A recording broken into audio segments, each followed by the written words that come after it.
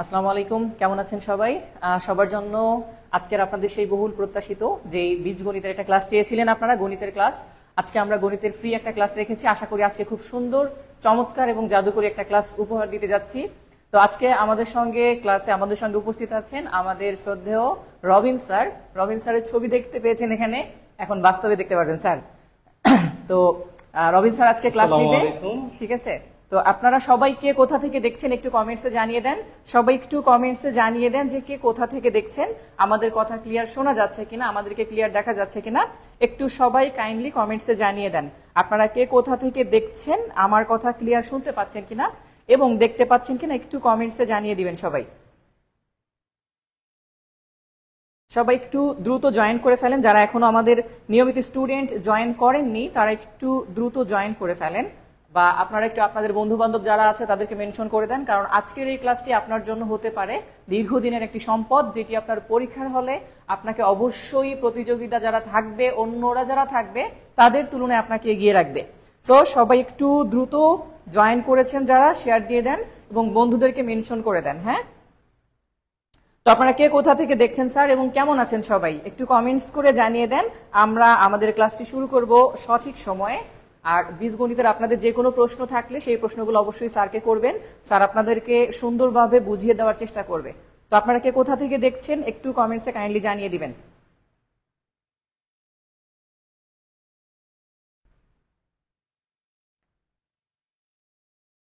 আপনারা একটু জানিয়ে দেন যে সবকিছু ঠিক আছে কিনা, কথা ঠিক শুনতে পাচ্ছেন কিনা, দেখতে পাচ্ছেন কিনা, আমাদের লেখাগুলো এভরিথিং সবকিছু ওকে আছে কিনা। যদিও এটা নিয়ে সমস্যা হওয়ার কথা নয়, তারপরেও বলছি যে সবাই একটু দ্রুত জয়েন যারা দিয়েছেন, অলরেডি যারা আমাদের সঙ্গে জয়েন করেছেন তারা একটু ক্লাসটি শেয়ার দিয়ে ডান লিখে দেন, যেন আমি বুঝতে পারি। কারণ আপনারা সবাই জানেন যে যারা আমাদের এর আগে অবশ্যই যারা বেশি বেশি শেয়ার দিয়েছে তাদেরকে আমি একটা ফ্রি গ্রুপে জয়েন করিয়ে দিয়েছি, যেখানে আমাদের প্রায় সমস্ত ক্লাস ওখানে আছে, যেটা আমি এর আগে যারা শেয়ার দিয়েছে তাদেরকে সেখানে জয়েন করিয়ে দিয়েছি। সো আপনারা একটু দ্রুত জয়েন করে ফেলেন এবং সবাই একটু ক্লাসটি শেয়ার দিয়ে দেন। যারা আমাদের সঙ্গে যুক্ত হয়েছেন সবাই একটু দ্রুত জয়েন করে ফেলেন এবং ক্লাসটি শেয়ার দিয়ে দিবেন। ওকে, আপনাদের সকলের কথা ইনশাল্লাহ শুনবো আজকে আমি। অনেকেই আমাদের সঙ্গে অলরেডি যুক্ত হয়ে গিয়েছে আমাদের সঙ্গে,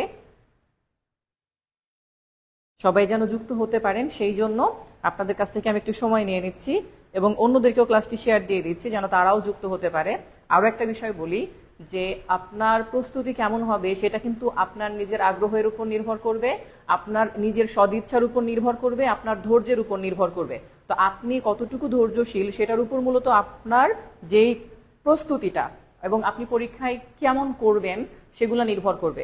তো সেই হিসাবে সবাইকে অনুরোধ করব আজকের ক্লাসটি থেকে শুরু থেকে শেষ পর্যন্ত সবাই থাকবেন, সবাই শুরু থেকে শেষ পর্যন্ত থাকবেন আশা করি। তো সবাই একটু যারা যুক্ত হয়েছি, কে কোথা থেকে দেখছি স্যার একটু কে কে ক্লাসটি শেয়ার দিয়েছেন একটু আমাকে ইনফর্ম করে জানিয়ে দেন যে স্যার ক্লাসটি শেয়ার দিয়েছি। ওকে,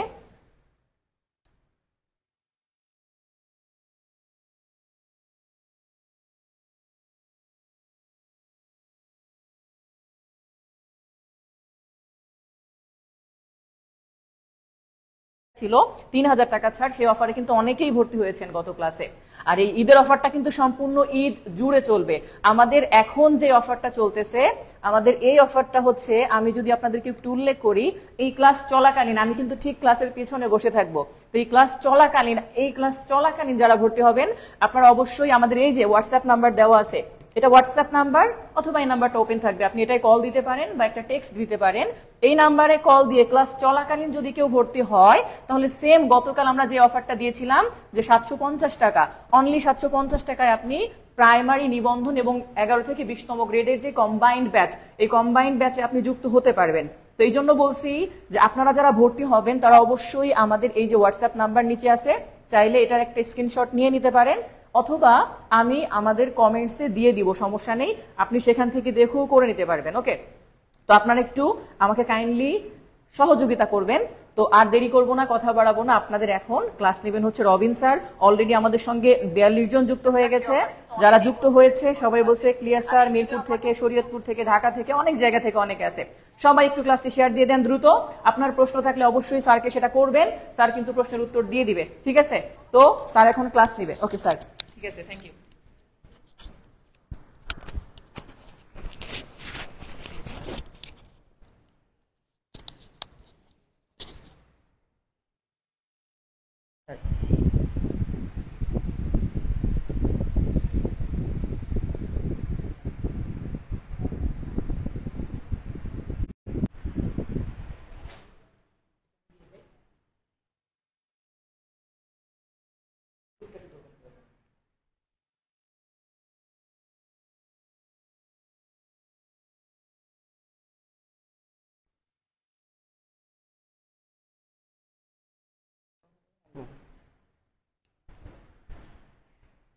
তো শিক্ষার্থী বন্ধুরা, আমাদের সাথে আপনারা আজকে যুক্ত হয়েছেন, সেই জন্য সকলকেই ধন্যবাদ।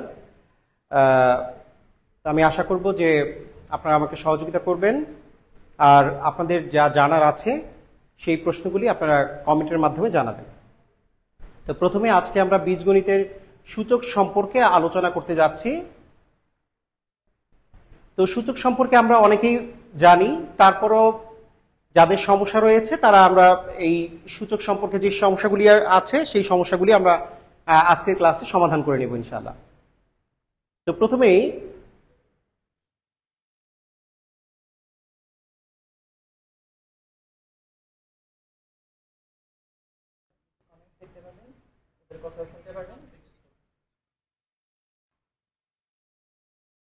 এখানে 2 এর উপরে সূচক, যেটাকে আমরা পাওয়ার বলি, পাওয়ার বা বাংলায় আমরা বলি সূচক।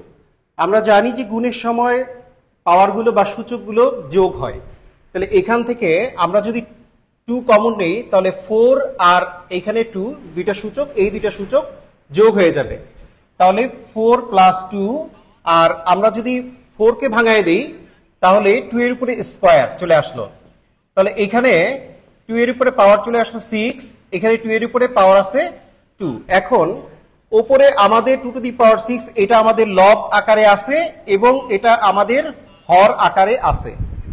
আমরা দেখতে পাচ্ছি 2 এর উপরে পাওয়ার আছে 6, এখানে 2 এর উপরে পাওয়ার আছে 2। ভাগের বেলায় পাওয়ারগুলো বিয়োগ হবে, অর্থাৎ 6 থেকে 2 বিয়োগ হবে। আমরা যদি 2 কমন নেই, 6 - 2 = হবে 2⁴।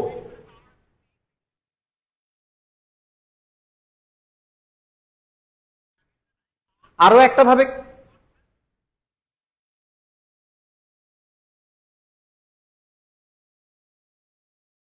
অঙ্কটাকে আমরা এইভাবেও করতে পারি।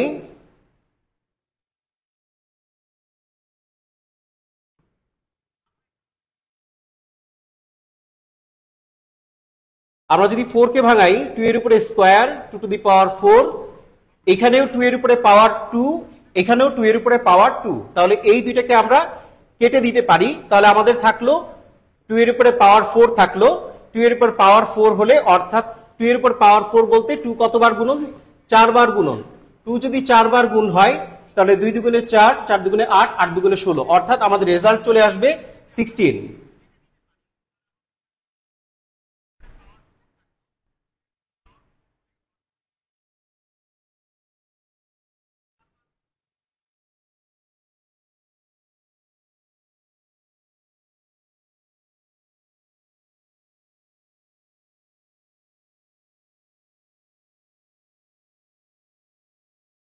আমরা পরবর্তী অঙ্কে চলে যাচ্ছি।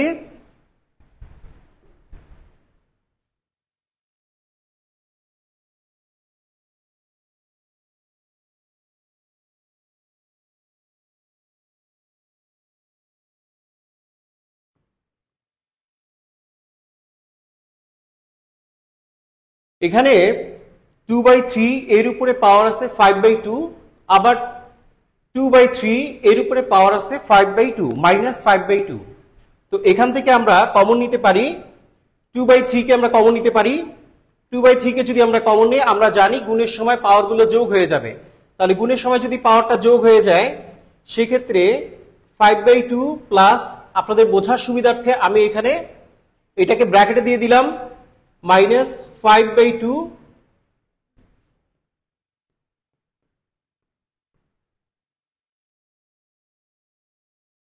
ব্র্যাকেটের পেছনে যদি প্লাস সাইন থাকে তাহলে ব্র্যাকেটের ভেতরের সাইনের কোনো পরিবর্তন হয় না। তাহলে এটা চলে আসলো 5/2। তাহলে 5/2 থেকে 5/2 চলে গেলে 0 হয়। আমরা জানি কোনো সংখ্যার উপরে পাওয়ার যদি 0 হয় তাহলে তার মান হবে 1। সূচকের নিয়ম অনুযায়ী কোনো সংখ্যার উপরে পাওয়ার যদি 0 হয় বা সূচক যদি 0 হয় তাহলে সেটার মান হবে 1।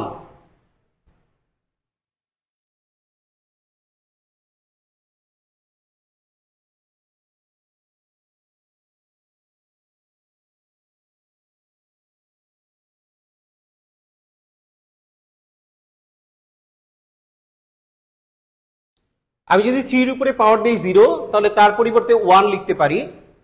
4 এর উপরে পাওয়ার 0 দিলাম, তার পরিবর্তে 1 লিখতে পারি। 5 এর উপরে পাওয়ার 0 দিলাম, তার পরিবর্তে আমি 1 লিখতে পারি। তাহলে আমরা বুঝতে পারলাম যে কোনো সংখ্যার উপরে পাওয়ার বা সূচক যখন 0 হবে তখন তার মান হবে 1। কোনো সংখ্যার উপরে পাওয়ার বা সূচক যখন 0 হবে তখন তার মান হবে 1। আমরা পরবর্তী অঙ্কে চলে যাচ্ছি।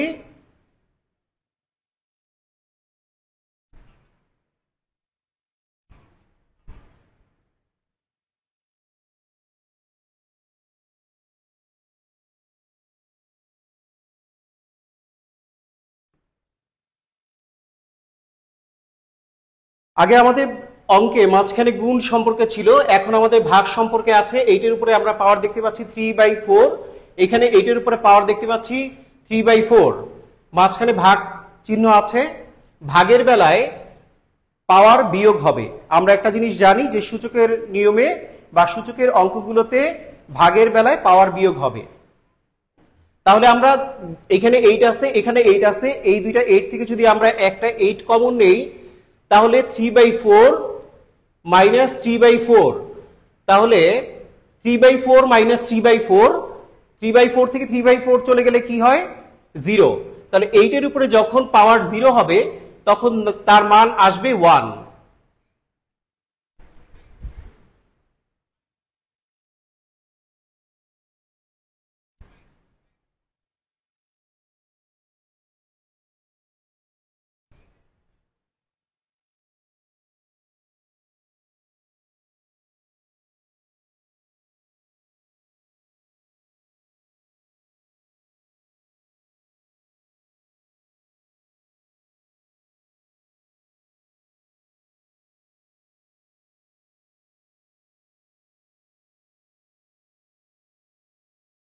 অনেকেই সঠিক আনসার দিয়েছে।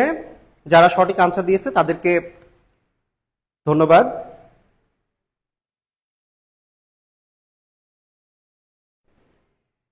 সোহেল রানা লিখেছেন, স্যার বেসিক আলোচনা করলে অঙ্কগুলো বুঝতে সহজ হতো। আমরা অঙ্কের সাথে সাথে বেসিক আলোচনাও করব, আপনারা সবাই আমাদের সাথে থাকবেন। আমরা পরবর্তী অঙ্কে চলে যাচ্ছি।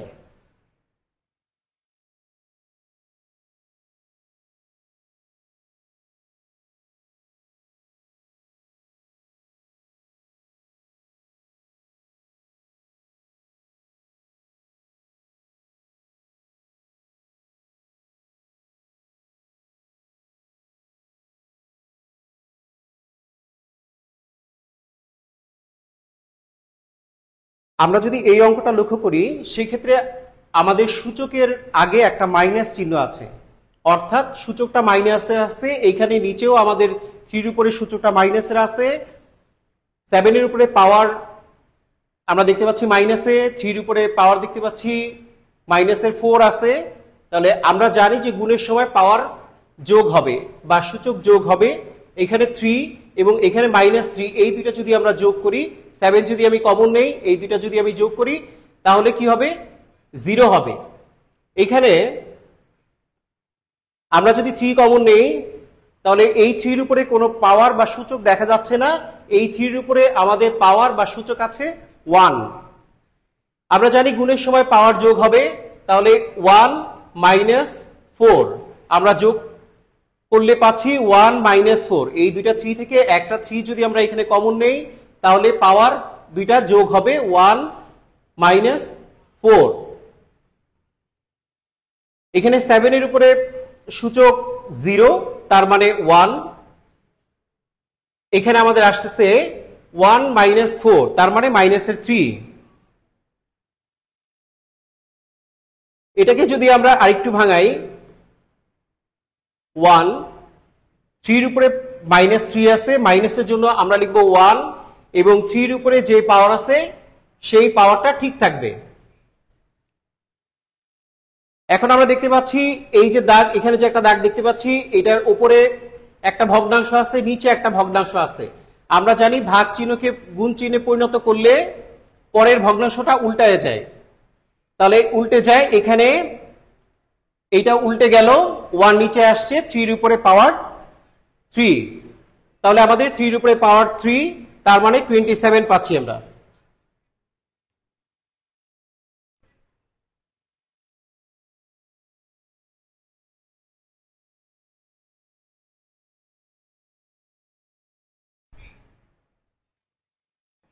অনেকেই সঠিক আনসার দিয়েছে, আবার অনেকেই ভুল আনসারও দিয়েছে।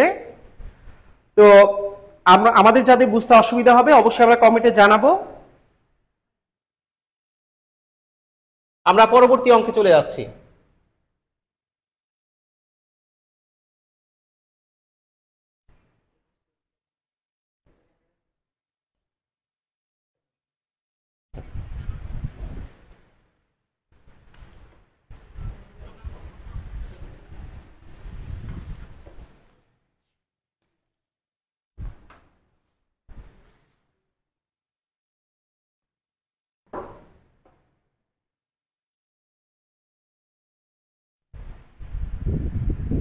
আমরা পরবর্তী যাচ্ছি।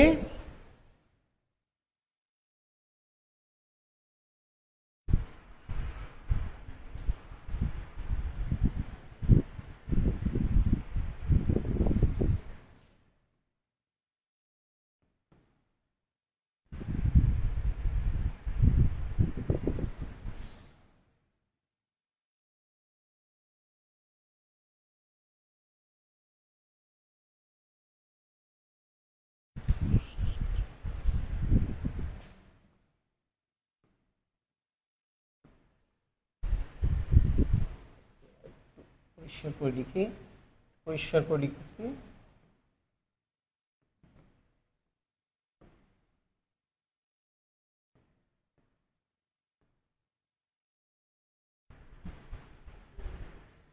যদি আমাদের এরকম থাকে, এখানে 7 এর উপরে সূচক আছে 2 এবং এটা ঘনমূল অবস্থায় আছে। আমরা দেখতে পাচ্ছি রুটের উপরে এখানে 3 আছে, এটা ঘনমূল অবস্থায় আছে। এখানেও আমাদের ঘনমূল অবস্থায় আছে, এখানে 7 এর উপরে রুট আছে। তো সূচকের বেলায় আমরা রুট কিভাবে উঠাবো? সূচকের বেলা আমরা রুটের পরিবর্তে লিখবো হাফ। সূচকের বেলায় আমরা রুটের পরিবর্তে হাফ লিখবো। আমরা রুটের পরিবর্তে কি লিখবো? রুটের পরিবর্তে হাফ লিখবো। এখন আমরা যদি এটাকে ভাঙি তাহলে 7 এর উপরে স্কয়ার, তো রুটের উপরে এই যে আমরা 3 দেখতে পাচ্ছি এখানে ঘনমূল আকারে আছে, এটাকে আমরা উঠাবো 1/3। এটার পরিবর্তে আমরা লিখবো 1/3। এখানে 7, এখানে আমরা 1/3। 7 এর উপরে আবার রুট অবস্থায় যেটা আছে দেখতে পাচ্ছি আমরা, রুট আছে 7, রুট 7 আছে, তো রুট উঠে গিয়ে এখানে হাফ বসবে। রুটের পরিবর্তে হাফ বসে, আমি আবারও বলতেছি রুটের পরিবর্তে হাফ বসে। এখন পাওয়ার আর পাওয়ার স্বাভাবিকভাবে গুণ হবে। এখানে 7 এর উপরে একটা পাওয়ার দেখতে পাচ্ছি আমরা 2, এবং এইখানে ব্র্যাকেটের বাইরে পাওয়ার আছে 1/3। আমরা জানি গুণের সময় পাওয়ারগুলো যোগ হবে, অর্থাৎ 2 এবং 1/3 গুণ হবে। 2 এবং 1/3 যদি গুণ হয় তাহলে 2/3 হচ্ছে, অর্থাৎ 7 এর উপরে এখানে আসতেছে 2/3 ইন্টু 7 এর উপরে 1/3, নিচে আসছে 7 এর উপরে পাওয়ার আছে হাফ। তো এই দুইটা 7 থেকে যদি আমরা একটা 7 যদি কমন নেই, তাহলে 2/3 এবং 1/3 যোগ হবে।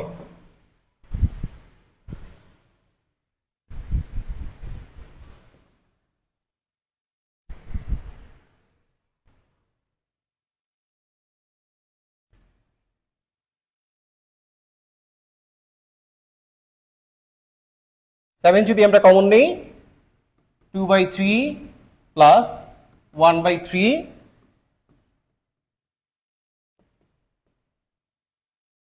তাহলে 2/3 প্লাস 1/3 যদি আমরা যোগ করি তাহলে কত হয়? আমরা যদি লসাগু করি 2 প্লাস 1,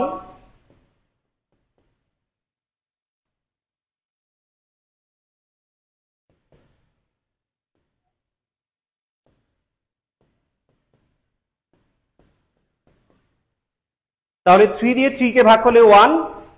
কোন সংখ্যার উপরে, একটা সংখ্যার উপরে কোনো পাওয়ার দেখতে পাচ্ছি না, তার মানে ধরে নিতে হবে এর উপরে পাওয়ার আছে 1। কোন সংখ্যার উপরে যখন পাওয়ার আমরা দেখতে পাবো না তখন ধরে নিতে হবে সংখ্যার উপরে পাওয়ার আছে 1 বা 1 পাওয়ার ধরে নিতে হবে।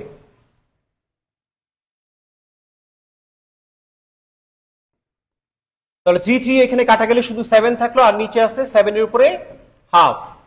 সুতরাং আমরা জানি ভাগের বেলায় পাওয়ার বিয়োগ হয়, এখানে 7 এর উপরে পাওয়ার আছে 1, এখানে 7 এর উপরে পাওয়ার আছে হাফ, তাহলে 1 থেকে আমরা হাফ বাদ দিব, 1 মাইনাস হাফ। 7 এর উপরে আবার হাফ থাকলো পাওয়ার, তো হাফের পরিবর্তে আমরা কি লিখতে পারি? √7 লিখতে পারি। আবার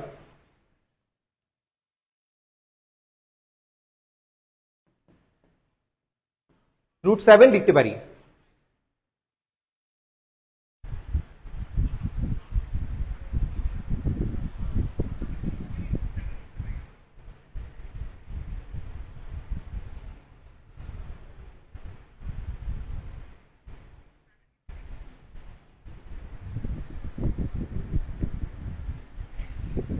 আমি দেখতে পাচ্ছি অনেকেই সঠিক আনসার দিয়েছে। এমডি আশিকুর রহমান, আনিসুর রহমান, নবীন রয়, অনেকেই সঠিক আনসার দিয়েছে। তাহলে আমরা পরবর্তী অঙ্কে চলে যাচ্ছি।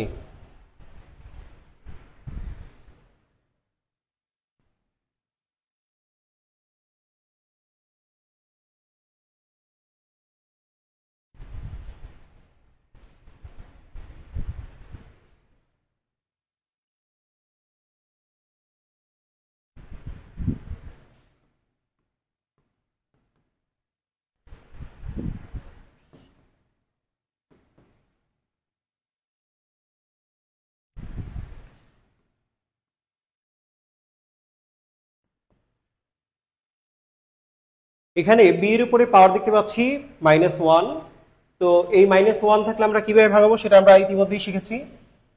এর উপরে square into 1/b, 1/a square into b।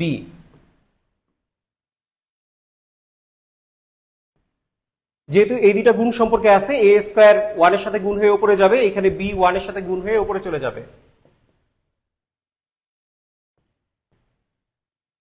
a square by b নিচে আসবে b বাই a স্কোয়ার,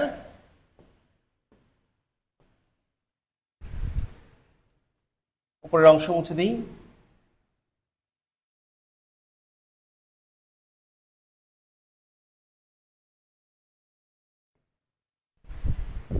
এখানে দুইটা ভগ্নাংশ ভাগ অবস্থায় আছে। আমরা জানি ভাগের বেলায় ভাগটাকে যদি আমরা গুণ চিহ্ন পরিণত করি তাহলে পরের ভগ্নাংশ অর্থাৎ এই ভগ্নাংশটা উল্টায় যাবে, এই ভগ্নাংশ উল্টায় যাবে, উপরটা ঠিক থাকবে এবং পরবর্তী ভগ্নাংশ উল্টে যাবে।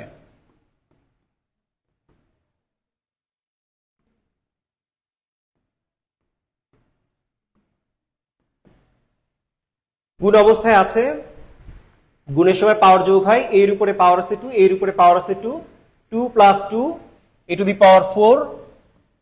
এখানে b এর উপরে কোনো পাওয়ার নাই, তাহলে ধরে নিতে হবে 1, এখানে b এর উপরে কোনো পাওয়ার নাই, ধরে নিতে হবে 1, 1 প্লাস 1 2। এখন আমরা জানি পাওয়ার আর পাওয়ার স্বাভাবিকভাবে গুণ হয়, এখানে 4 এবং 2 স্বাভাবিকভাবে গুণ হবে, 2 এবং 2 স্বাভাবিকভাবে গুণ হবে। তাহলে কি হবে? a টু দি পাওয়ার 8, 4 দুগুণে 8, 2 দুগুণে 4, তাহলে b টু দি পাওয়ার হবে 4। এটাই হচ্ছে আমাদের আনসার।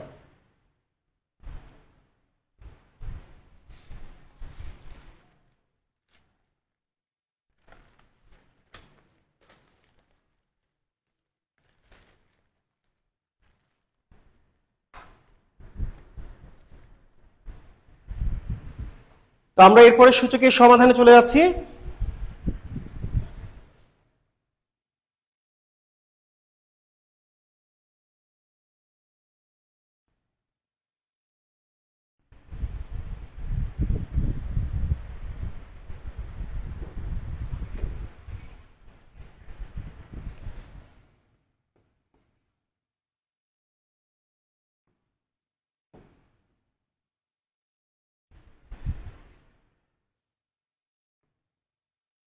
কোশ্চেন নাম্বার 7 এ চলে যাচ্ছি আমরা।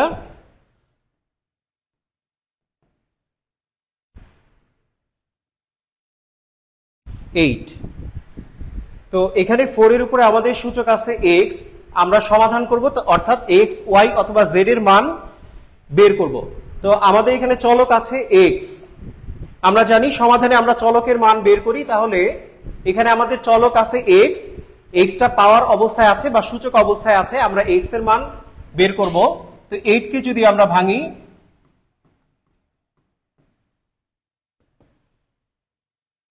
4 কে যদি আমরা এখানে ভাঙি 2 এর উপরে স্কয়ার এবং x, 2 এর উপরে 8 কে যদি আমরা ভাঙি 2 এর উপরে পাওয়ার চলে আসবে 3। পাওয়ার আর পাওয়ার স্বাভাবিকভাবে গুণ হয়, তাহলে 2 এবং x যদি আমরা গুণ করি 2x, আর এখানে 2 এর উপরে পাওয়ার আছে 3, উভয় পক্ষ থেকে আমরা এই ভিত্তিটাকে বাদ দিয়ে দিব, যেহেতু আমাদের ভিত্তি সেম হয়েছে, এখানে 2 এবং এখানেও 2, সুতরাং আমরা উভয় পক্ষ থেকে এই 2 বাদ দিয়ে দিতে পারি। তাহলে আমাদের থাকলো কি 2x = 3। আমরা যেহেতু x এর মান বের করব, 2 এবং x গুণ সম্পর্কে আছে বা গুণ অবস্থায় আছে, x রাখবো এবং 2 কে ডান পাশে ট্রান্সফার করে দিব। গুণ সমান সমানের এক পাশ থেকে আরেক পাশে গেলে ভাগ হয়ে যাবে, অর্থাৎ x = 3/2। এই হচ্ছে আমাদের x এর মান।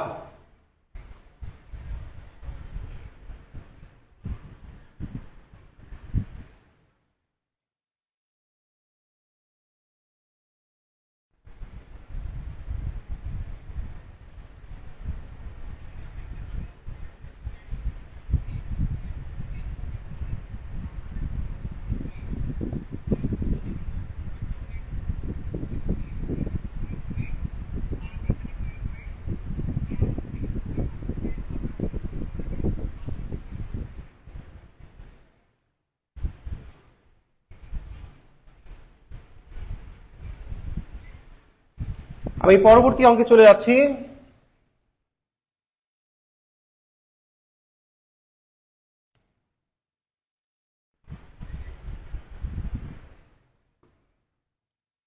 Eight number.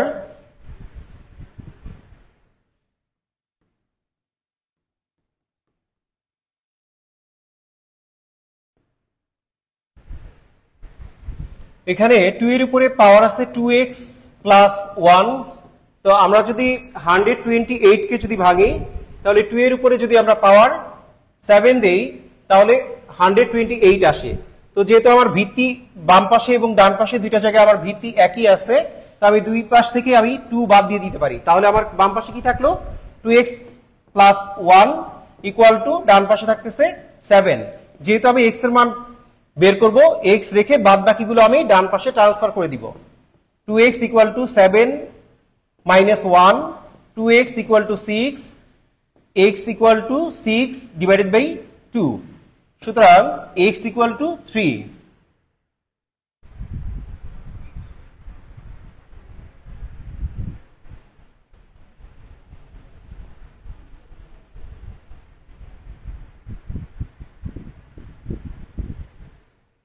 আমি পরবর্তী অঙ্কে চলে যাচ্ছি।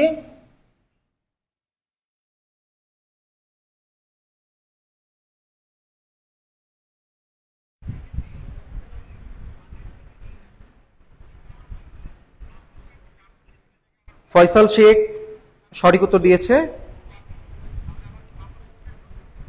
আনিসুর রহমান সঠিক উত্তর।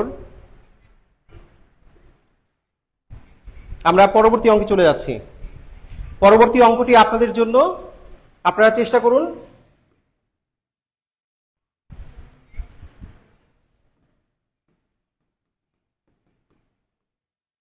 (32)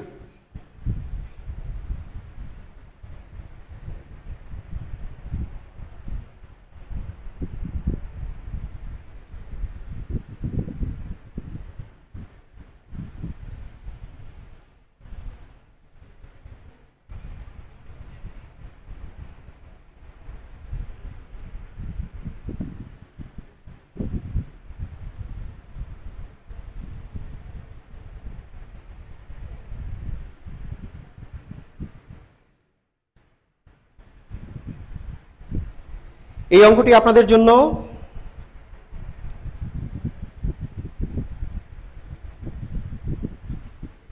আচ্ছা, অঙ্কটি আমরা সলভ করার চেষ্টা করি। আমরা যদি 4 কে ভাঙি 2 এর উপরে স্কোয়ার দিলে 4 হয়, x প্লাস 1। 32 কে যদি আমরা ভাঙি তাহলে 2 এর উপরে 5, 32 হলো। 2 আমরা জানি পাওয়ার আর পাওয়ার স্বাভাবিকভাবে গুণ হয়। 2 দিয়ে x গুণ করলে 2x প্লাস 2 ইকুয়াল টু 2 এর উপরে পাওয়ার আছে 5। তো এখানে ভিত্তি আমাদের 1 আছে, এই জন্য আমরা উভয় পাশ থেকে 2 বাদ দিয়ে দিতে পারি। 2x plus 2 equal to 5। তো 2x equal to 5 minus 2, 2x equal to 3। সুতরাং x ইকুয়াল টু 3/2। তাহলে x এর মান আসলো 3।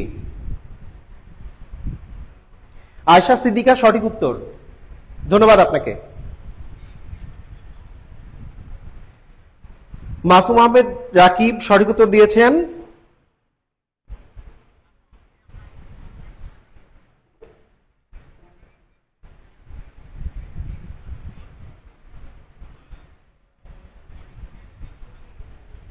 সোহানা খাতুন সঠিক উত্তর। প্রসেনজিৎ দাস সঠিক উত্তর দিয়েছেন।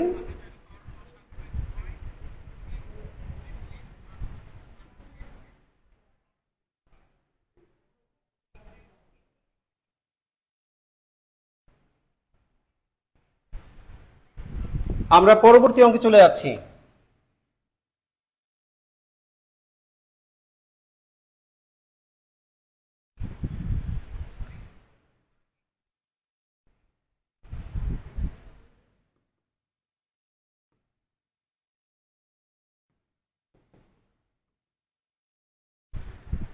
আমাদের এখানে √3 এর উপরে পাওয়ার আছে x সমান সমান ডান পাশে আছে 81। তো আমরা যেহেতু x এর মান বের করব, 81 কে যদি আমরা ভাঙি 3 দ্বারা যদি ডিভাইড করি তাহলে 27, 3 দ্বারা ডিভাইড করলে 9, 3 দ্বারা ডিভাইড করলে 3। তো আমার এখানে ডান পাশেও √3 বানাতে হবে। আমরা এখানে ডান পাশেও √3 বানাবো, যার কারণে আমাদের এখানে 3 এর উপর যদি আমরা 4 দিই তাহলে 81 হয়। আমরা জানি 3 এর পরিবর্তে একটা 3 এর পরিবর্তে দুইটা √3 লেখা যায়। একটা 3 এর পরিবর্তে দুইটা √3 লেখা যায়। যেমন আমরা যদি √3 এর উপরে স্কোয়ার দিই তাহলে √a স্কোয়ারে কাটা যায়। ঠিক একইভাবে একটা 3 এর পরিবর্তে আমরা দুইটা √3 লিখতে পারি। দুইটা √3 এর পরিবর্তে 3 লেখা যায়, ঠিক একইভাবে 3 এর পরিবর্তে দুইটা √3 লেখা যায়। তাহলে আমাদের এখানে 3 আছে 4টা, 1 2 3 4। তাহলে আমরা 4টা 3 এর পরিবর্তে √3 এর পরিবর্তে আমরা √3 এর উপরে আমরা পাওয়ার দিতে পারি 8। একটা 3 এর পরিবর্তে দুইটা √3। একইভাবে বা সেম একইভাবে যদি আমরা বাকিগুলোর কথা চিন্তা করি তাহলে এখানে 4টা 3 আসছে, 4টা 3 এর পরিবর্তে আমরা √3 লিখতে পারি 8টা। এখানেও আমরা দেখতে পাচ্ছি বাম পাশে √3 এবং ডান পাশে √3 আছে, ভিত্তি বাদ দিয়ে দিলাম। তাহলে x সমান সমান 8, অর্থাৎ x এর মান বের হয়ে গেল।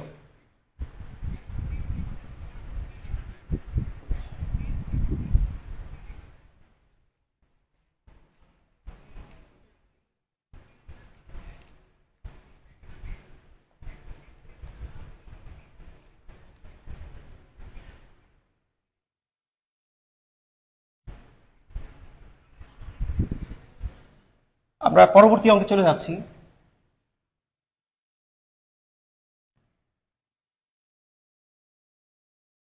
এখন আমরা লগ নিয়ে কিছু আলোচনা করব বা লগারিদম নিয়ে আলোচনা করব। এখানে আমরা প্রথমেই একটা সূত্র শিখি, সেটা হচ্ছে লগ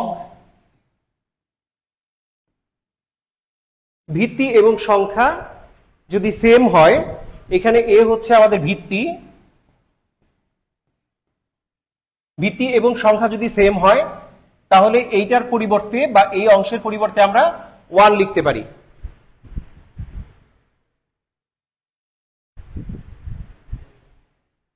আমরা একটা অঙ্ক দিয়ে শুরু করি।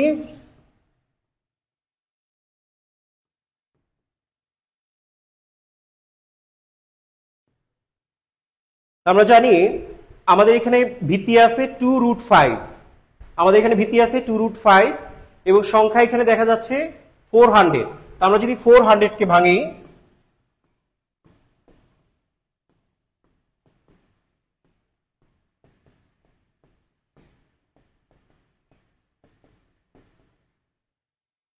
আমি দেখতে পাচ্ছি 2 আমাদের 4টা আসছে, কিন্তু 5 আমাদের 2টা আসছে। তাহলে 5 এর পরিবর্তে একটা 5 এর পরিবর্তে আমরা 2টা √5 লিখতে পারি। তাহলে 2টা 5 এর পরিবর্তে আমরা 4টা √5 লিখতে পারি। অর্থাৎ log 2 এর উপরে পাওয়ার চলে আসবে 4, অর্থাৎ 2 এর উপরে পাওয়ার 4 এবং √5 এর উপরে পাওয়ার 4, দুইটার উপরে আমাদের পাওয়ার 4 বা সূচক 4 কাজ করতেছে। তো এই যে আমাদের 4, এটা আমাদের পাওয়ার হিসেবে আসছে বা সূচক হিসেবে আসছে, এটা লগের সামনে চলে আসবে। লগের সামনে চলে আসলো log 2 √5। তাহলে আমরা এই সূত্র অনুযায়ী যদি দেখি যে আমাদের ভিত্তি এবং সংখ্যা সেম, তার পরিবর্তে আমরা কি লিখতে পারি? 1 লিখতে পারি। তাহলে 4 × 1, অর্থাৎ এই অংশের পরিবর্তে আমরা কি লিখলাম? এই অংশের পরিবর্তে আমরা লিখলাম 1। 4 × 1 = 4। তাহলে আমাদের এটার মান কত আসলো? 4।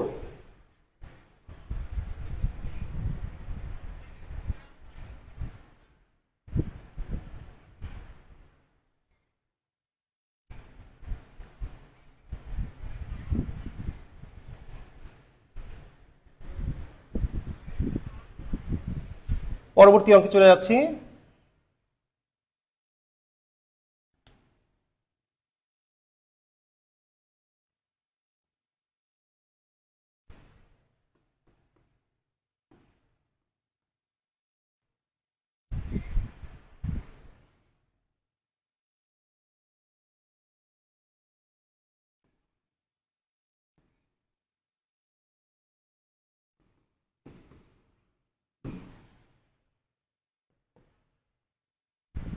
আমাদের এখানে বেজ আছে 4, এখানে আছে 2 সংখ্যা। তাহলে এটাকে আমাকে এই 2 কে আমরা 4 বানাবো। কিভাবে বানাবো? আমরা 2 এর পরিবর্তে যদি √4 দেই, সেক্ষেত্রে আমার মানের কোনো পরিবর্তন হচ্ছে না, 2 ছিল 2ই হলো, মানের কোনো পরিবর্তন হলো না, 2 ছিল। আমরা যদি 4 এর উপরে যদি রুট দেই, তাহলে আমাদের 2 আসতেছে। আমরা জানি কোন সংখ্যার উপরে যদি সূচকের বেলায় কোন সংখ্যার উপরে যদি √ওভার থাকে, তাহলে সেটাকে আমরা হাফ দিয়ে উঠাবো। তাহলে আমরা রুটের পরিবর্তে হাফ লিখলাম, এই হাফ লগের সামনে চলে আসবে, এখানে চলে আসবে হাফ ইন্টু লগ 4 ভিত্তি 4 এই অবস্থায়। অর্থাৎ আমাদের ভিত্তি এবং সংখ্যা সেম হলে এটার পরিবর্তে আমরা 1 লিখতে পারি। অর্থাৎ হাফ ইন্টু 1, আমার এটার মান চলে আসবে হাফ।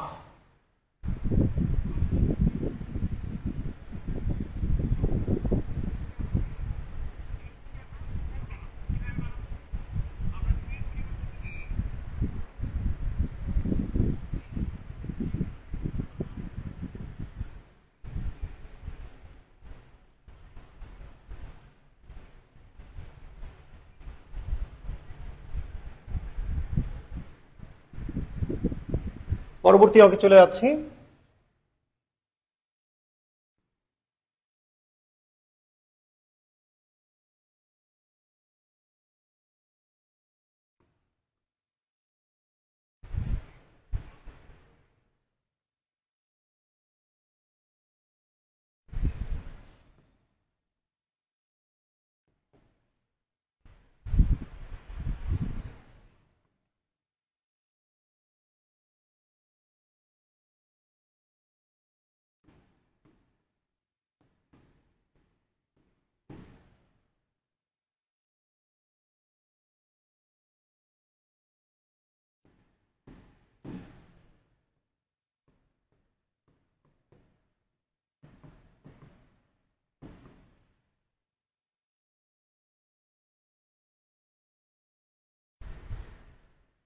log x⁻25 = 2 হলে x এর মান নির্ণয় করো। এখানে আমরা x এর মান কিভাবে নির্ণয় করব এটা শিখব। লগের এখানে x ভিত্তি অবস্থায় আছে, এই x কে যদি আমরা ডান পাশে নিয়ে যাই, অর্থাৎ এখানে x আছে, এইটা ভিত্তি অবস্থায় আছে আমাদের, এই x টাকে যদি আমরা সমান সমান ডান পাশে নিয়ে যাই, তাহলে সে 2 এর ভিত্তি হয়ে যাবে এবং সেই সাথে সাথে এই লগ উঠে যাবে, এই লগটা উঠে যাবে, তখন এই লগ উঠে যাবে। তাহলে আমরা কিভাবে লিখতে পারি? কি লিখতে পারি? আমরা লিখতে পারি 25 = x এর উপরে স্কোয়ার চলে আসলো। তো 25 কে আমরা ভাঙতে পারি 5 এর উপরে স্কোয়ার, x এর উপরে স্কোয়ার, উভয় পক্ষ থেকে যদি আমরা সূচক, উভয় পক্ষেই সূচক একই, এখানেও স্কোয়ার এখানেও স্কোয়ার, 2 যদি আমরা উভয় পক্ষ থেকে বাদ দিই তাহলে x এর মান আসবে আমাদের 5।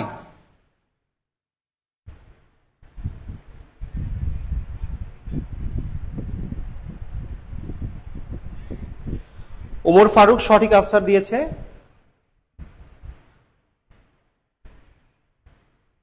আমরা পরবর্তী অঙ্কে চলে যাচ্ছি।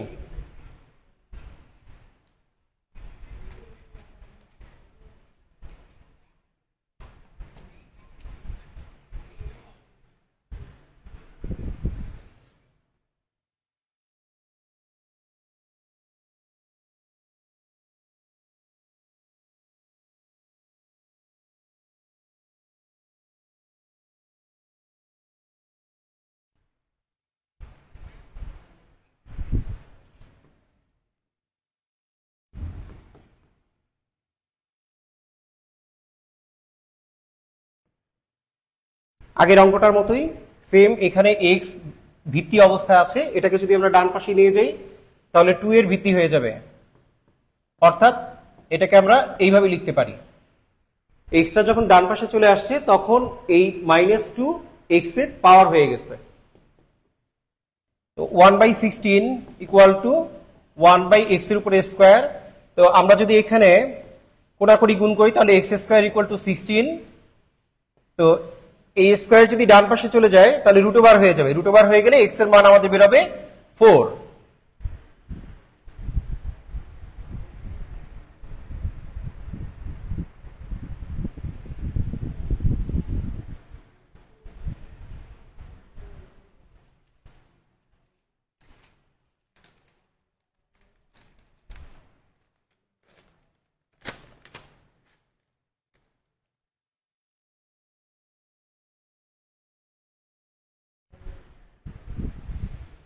পরবর্তী অঙ্কে চলে যাচ্ছি আমরা।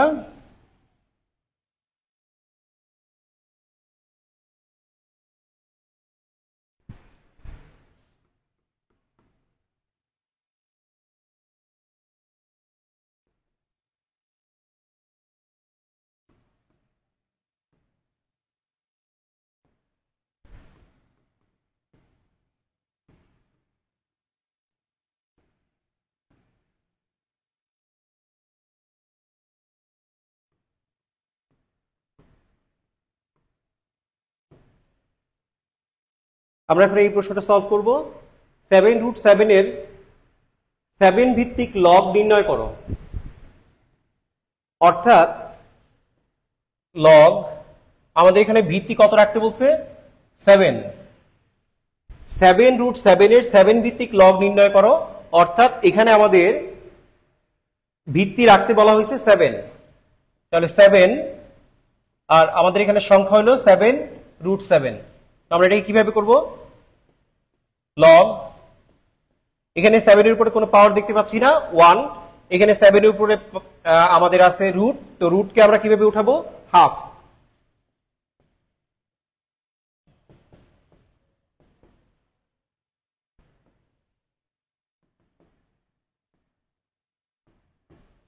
দুইটা 7 থেকে যদি আমরা এখানে একটা 7 কমন নেই তাহলে গুণের সময় পাওয়ার গুলো যোগ হয়ে যাবে 1 প্লাস হাফ।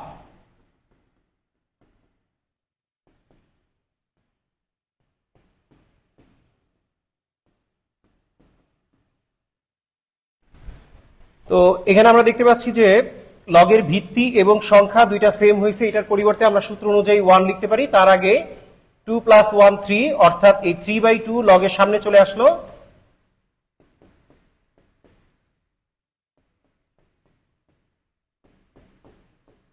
এটার পরিবর্তে আমরা 1 লিখতে পারি, তাহলে আনসার কত আসলো, আনসার হবে আমাদের 3/2। আনসার হবে আমাদের 3/2।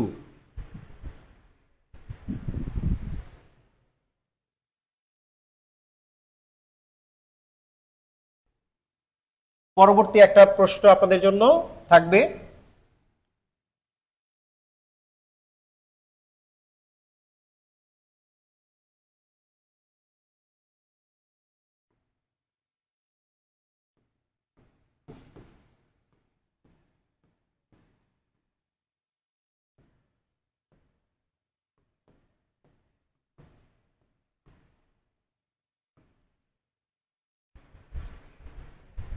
তো এই প্রশ্নটি আপনাদের জন্য।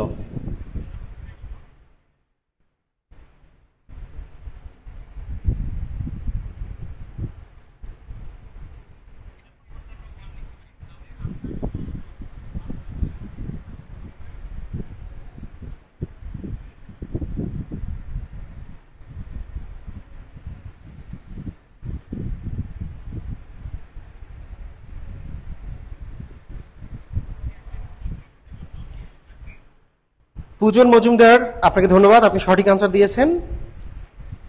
অঙ্কটির আনসার হবে 3/2।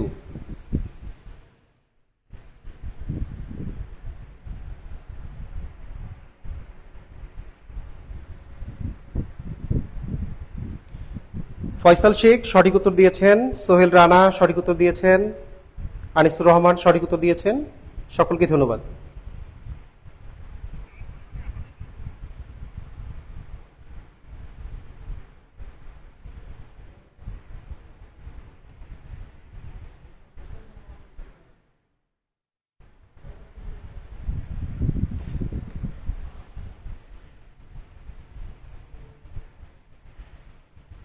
আমরা পরবর্তী অঙ্কে চলে যাচ্ছি।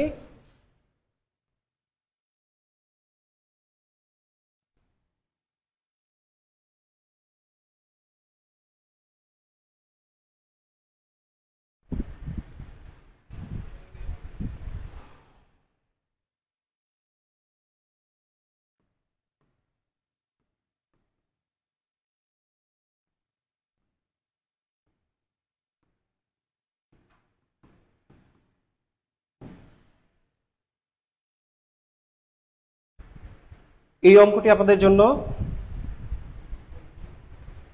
আমি দেখতে চাই কারা কারা সঠিক উত্তর দিতে পারে। আপনারা কে কোথা থেকে দেখছেন একটু কমেন্টে জানাবেন।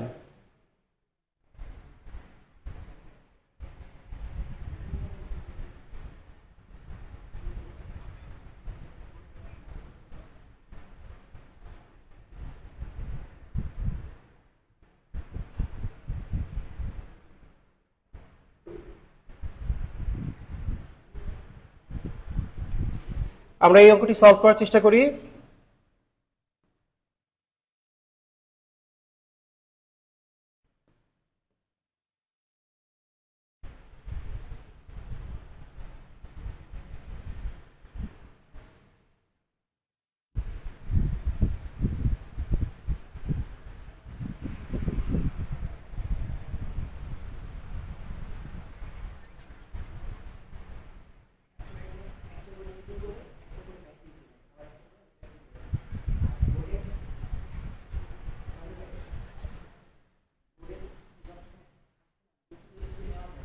হ্যাঁ, জানি। হ্যাঁ, ওটা এটা এটা জানি। হ্যাঁ হ্যাঁ হ্যাঁ হ্যাঁ হ্যাঁ, আচ্ছা। হ্যাঁ, এটা এটা জানি, এটাও জানি। আমি ওইটা দিয়ে করি আর কি। আচ্ছা।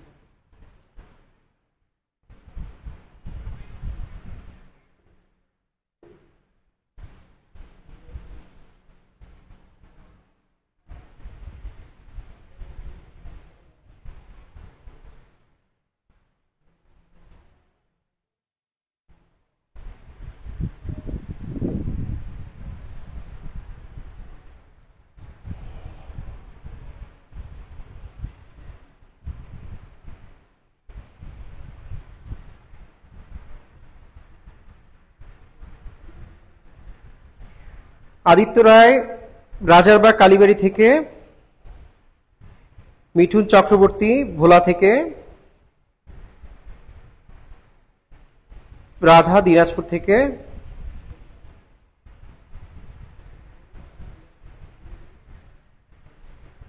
সঞ্জয় বেসিকও আলোচনা করেন।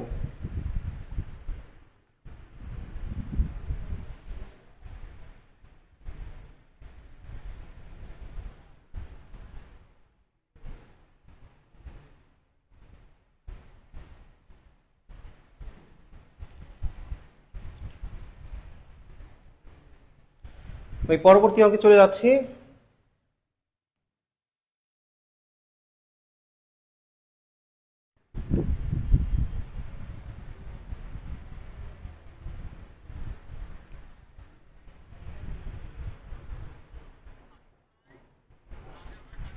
প্রশ্নটা আসলে √5 হবে, এটা ভুলবশত √6 লেখা হয়েছিল। আমরা পরবর্তী অঙ্কে চলে যাচ্ছি।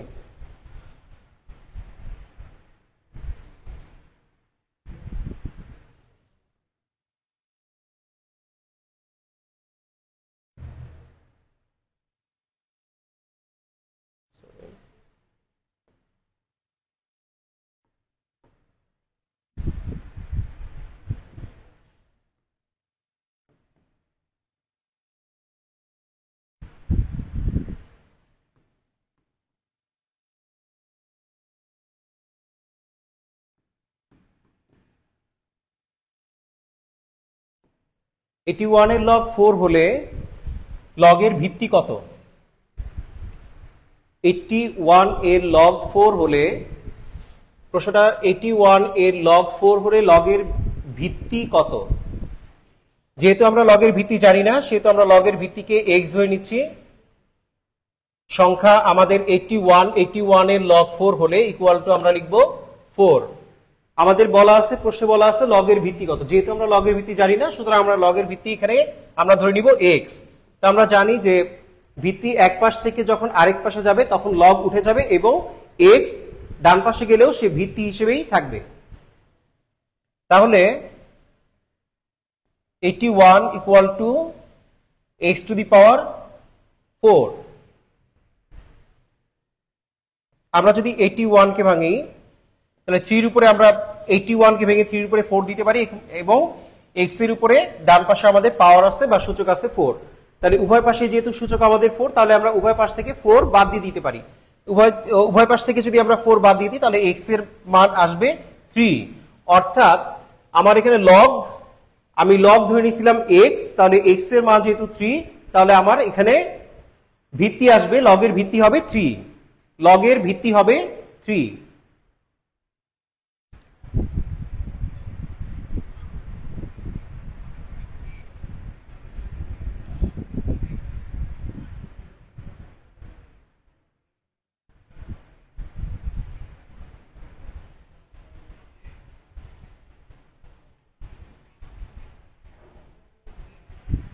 আপনাদের জন্য পরবর্তী অঙ্ক।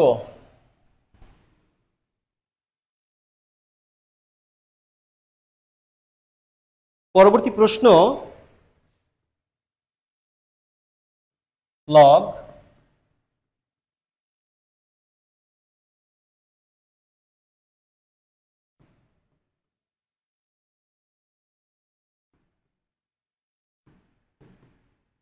মান নির্ণয় করা।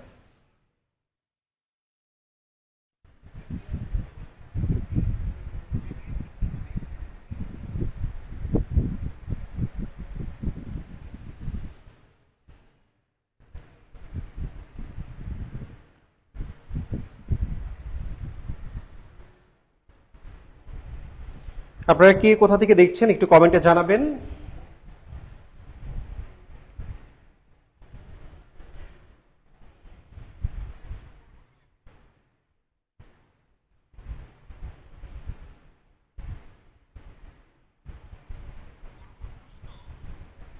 দীপ্ত দাস শিমুল নোয়াখালী থেকে, আয়েশা সিদ্দিকা ঝিনাইদহ থেকে, মোহন দাস সিলেট থেকে,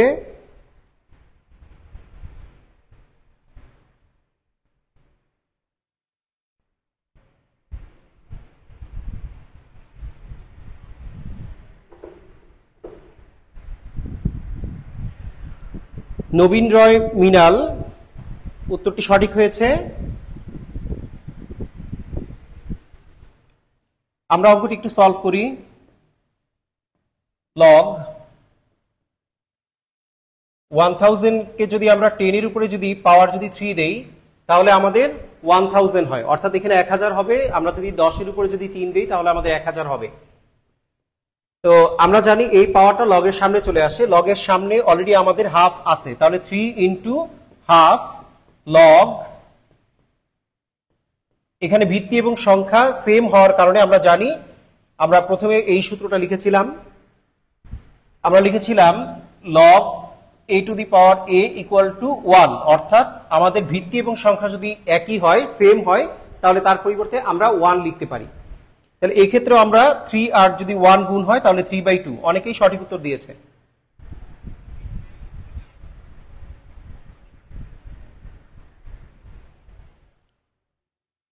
শামিমা জান্নাত শান্তা কক্সবাজার থেকে, ধন্যবাদ। সোহানা খাতুন খুলনা থেকে,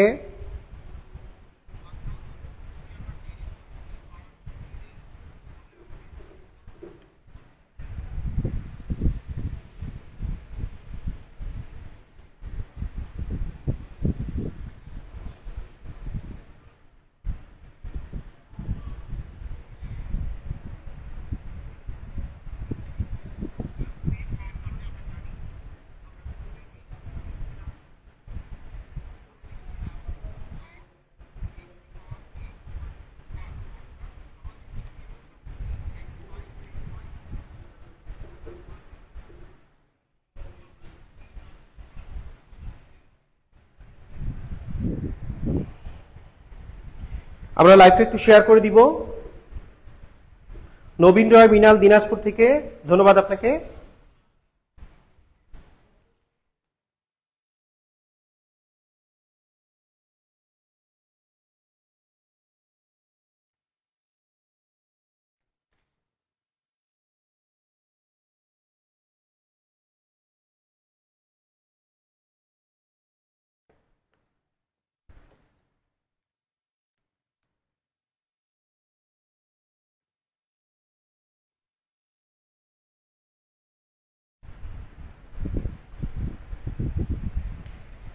আমরা এখন বাস্তব সমস্যা সমাধানের বীজগাণিতিক সূত্র গঠন এবং প্রয়োগ সম্পর্কে আলোচনা করতে যাচ্ছি।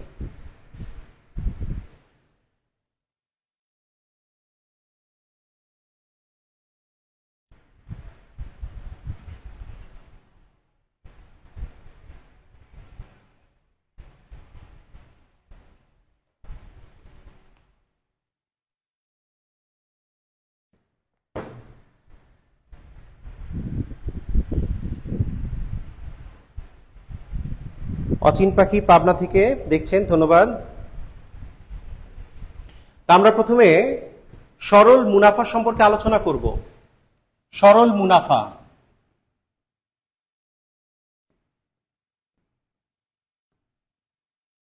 সরল মুনাফা আমরা সূত্রের মাধ্যমে বের করব। তো প্রথমে সূত্র হচ্ছে, মুনাফার সূত্র হচ্ছে আই সমান সমান পি আর এন। আই সমান সমান পি আর এন।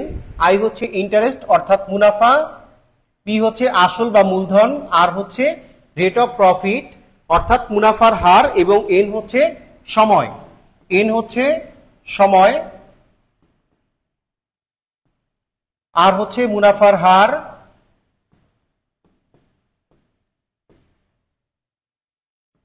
পি হচ্ছে আসল প্রিন্সিপাল, এবং আই হচ্ছে ইন্টারেস্ট বা মুনাফা।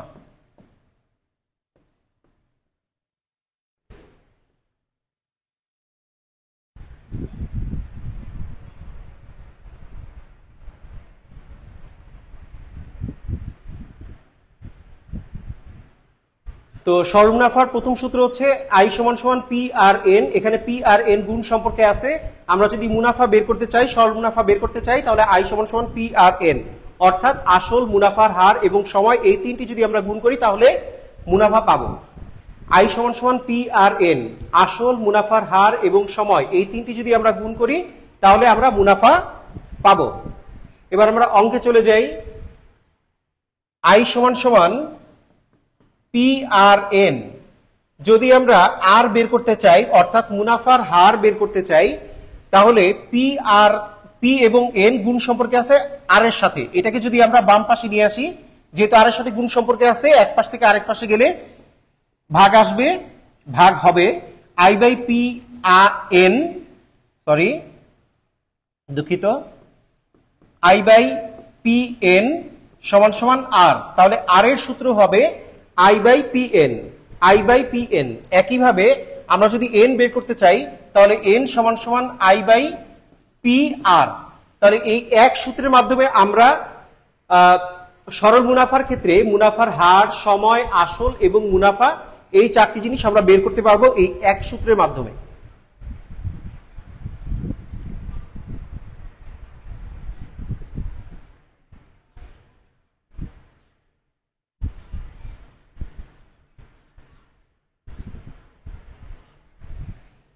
আমাদের মূল সূত্র ছিল আই সমান সমান পি আর এন। এখান থেকে যদি এই একই সূত্রের মাধ্যমে আমরা এন, আর, পি এবং আই এই চারটা জিনিস আমরা এই এক সূত্রের মাধ্যমে বের করতে পারি। তাহলে আমরা প্রথম অঙ্কে চলে যাই। আমাদের প্রথম অঙ্কটা লিখতে যাচ্ছি।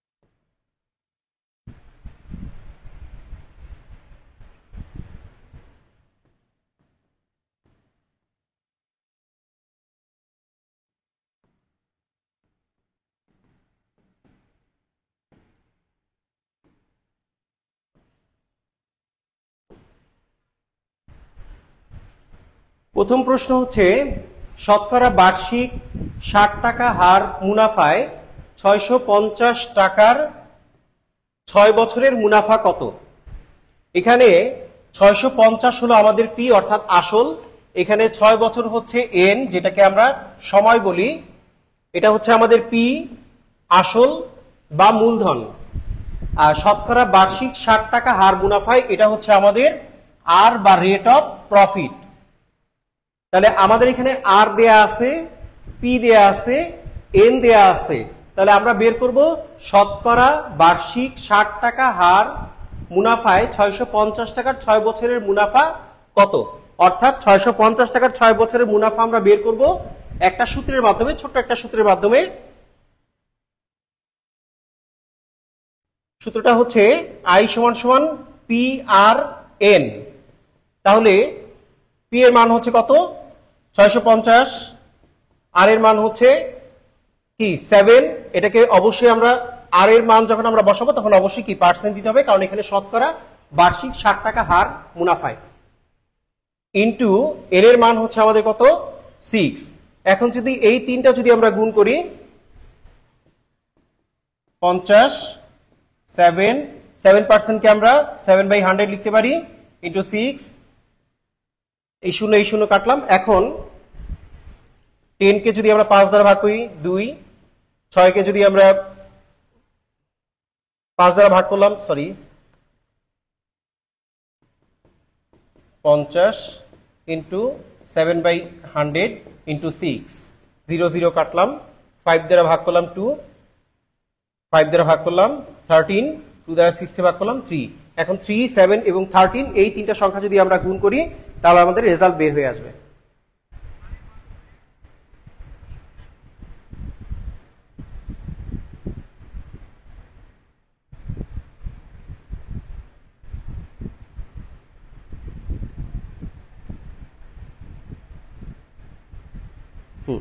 আমাদের মুনাফা অনেকেই সঠিক উত্তর দিয়েছে, 273 টাকা, 273 টাকা।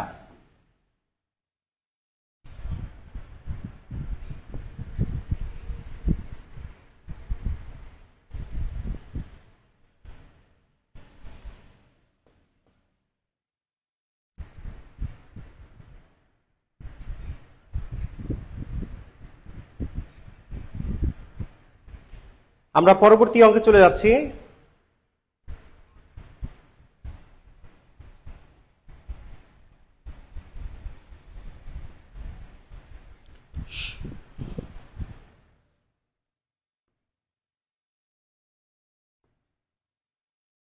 শতকরা বার্ষিক কত মুনাফায়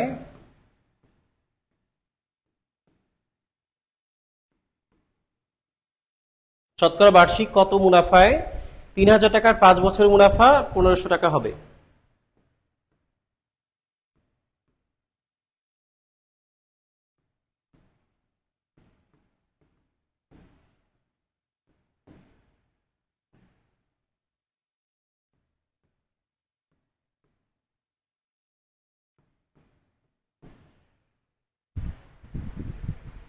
শতকরা বার্ষিক কত মুনাফায় 3000 টাকার 5 বছরের মুনাফা 1500 টাকা হবে। এখানে আমাদের মুনাফা দেয়া আছে অর্থাৎ আয় দেয়া আছে আমাদের এখানে 3000 টাকার, অর্থাৎ এটা হচ্ছে আমাদের এখানে আসল, পি দেয়া আছে, তারপরে আমাদের এখানে 5 বছর অর্থাৎ সময় দেয়া আছে, এন দেয়া আছে। তাহলে পি, আই এবং এন, 5 বছর হচ্ছে আমাদের সময়, এটা এন দেয়া আছে। আমাদের বের করতে বলছে শতকরা বার্ষিক কত মুনাফায়, অর্থাৎ কি বের করতে আমাদের আর। তাহলে আর এর সূত্র আমরা কি জানি, আই বাই পি এন। আর এর সূত্র আমরা কি জানি, আই বাই পি এন। এখন আমরা আই এর মান হচ্ছে আমাদের এখানে কত, 1500 টাকা, 1500, পি এর মান হচ্ছে 3000 গুণন সময় আমাদের এখানে কত, 5। তো আমরা যখন আর এর মান বের করব, অর্থাৎ শতকরা বার্ষিক কত মুনাফায় আর এর মান বের করব, অর্থাৎ মুনাফার হার বের করব, তখন অবশ্যই উপরে 100 এবং পাশে পার্সেন্ট দিব। এবার আমরা কাটাকাটি করি, 5 দিয়ে 15কে যদি ভাগ করি 3, 3 কাটা 10%, আনসার হবে আমাদের 10%। তাহলে এই সূত্রের মাধ্যমে আমরা সহজেই এই অঙ্কগুলি সলভ করতে পারবো। ফয়সাল শেখ সঠিক উত্তর দিয়েছেন, পূজন মজুমদার সঠিক উত্তর দিয়েছেন।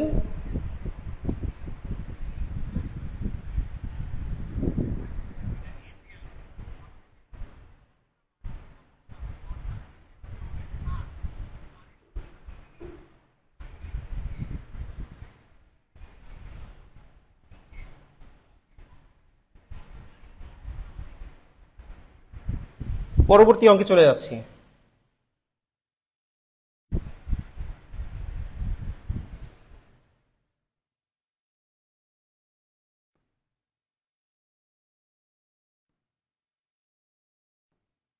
শতকরা বার্ষিক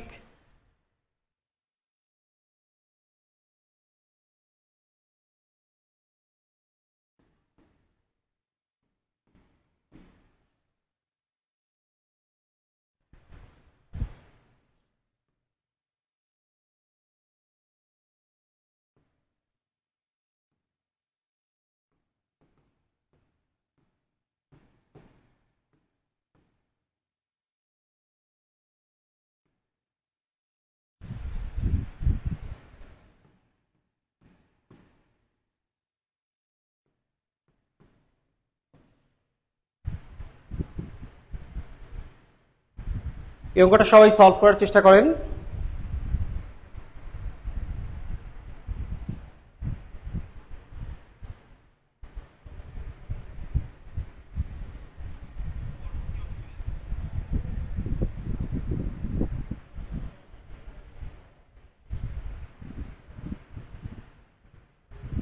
শতকরা বার্ষিক 8 সমস্ত 2 1 টাকা মুনাফায় কত টাকার 6 বছরের মুনাফা 2550 টাকা হবে। কত টাকার বলতে এখানে আসল বা মূলধন জানতে চাওয়া হয়েছে, কত টাকার বলতে এখানে আসল অথবা মূলধন জানতে চাওয়া হয়েছে। শতকরা বার্ষিক 8 সমস্ত 2 1 টাকা মুনাফায় কত টাকার 6 বছরের মুনাফা 2550 টাকা হবে।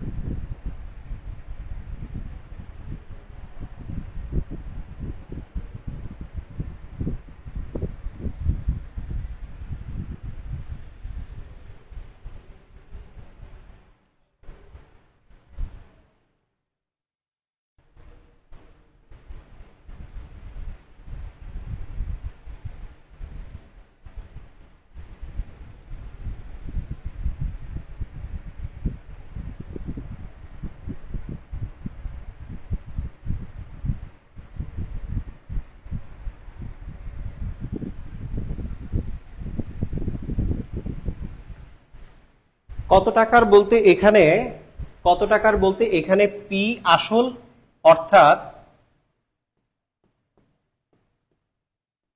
আসল বা মূলধন জানতে চাওয়া হয়েছে। অর্থাৎ আমরা ব্যাংকে যে টাকাটা রাখবো, যে টাকার উপরে আমাকে মুনাফা দিবে, এখানে সেই টাকাটা জানতে চাওয়া হয়েছে।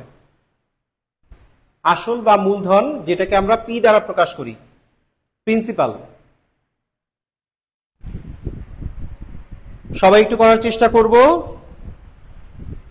নবীন রায় মিনাল সঠিক উত্তর দিয়েছেন।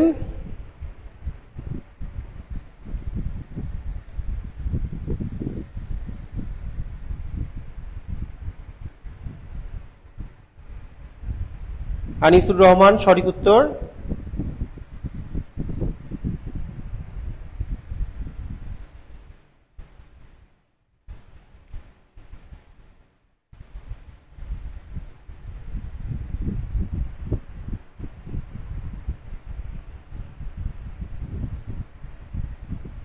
উজান মজুমদার সঠিক উত্তর।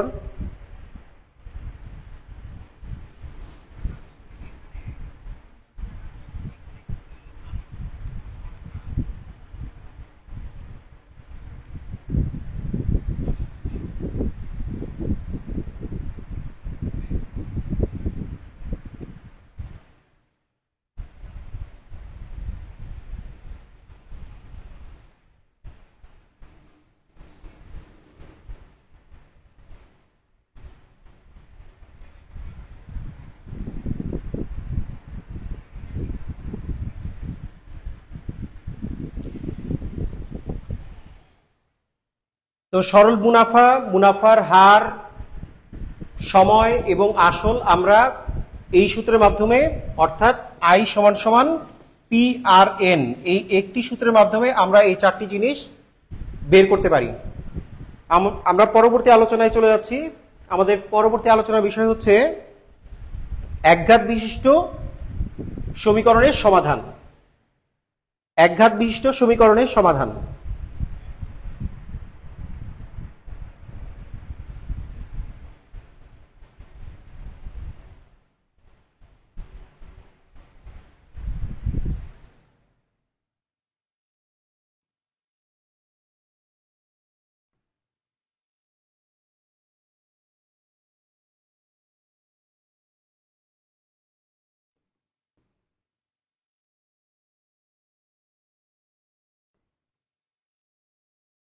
একঘাত বিশিষ্ট সমীকরণের সমাধান।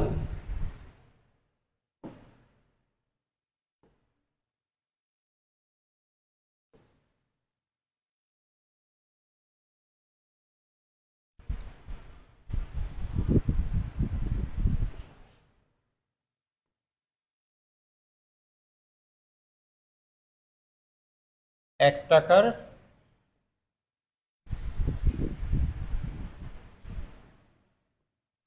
মুদ্রা